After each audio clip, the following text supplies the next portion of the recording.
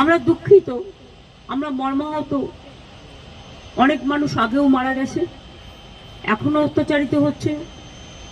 আগেও আন্দোলনেও অনেক ছাত্রছাত্রীরা মারা গেছে এবং আজও তার রেস চলছে। এবং আমরা তো কেউ ঘটনাটাকে সমর্থন করছি না। যে কোনো ঘটনায় যে কোনো ধর্মের ওপরেই হোক না কেন, আমরা সেটাকে সমর্থন করি না। কিন্তু এক্ষেত্রে আমাদের ভূমিকা খুব লিমিটেড।